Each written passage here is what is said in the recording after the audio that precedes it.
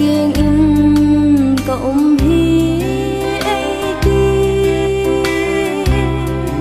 cầm in lắm lâu đã gấm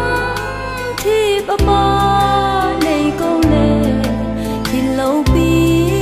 ta khuôn mù sắc in ca happy na này xóa hi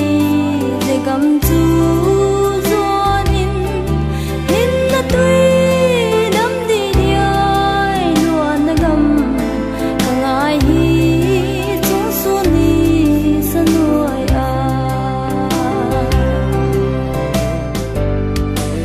van hình na an chun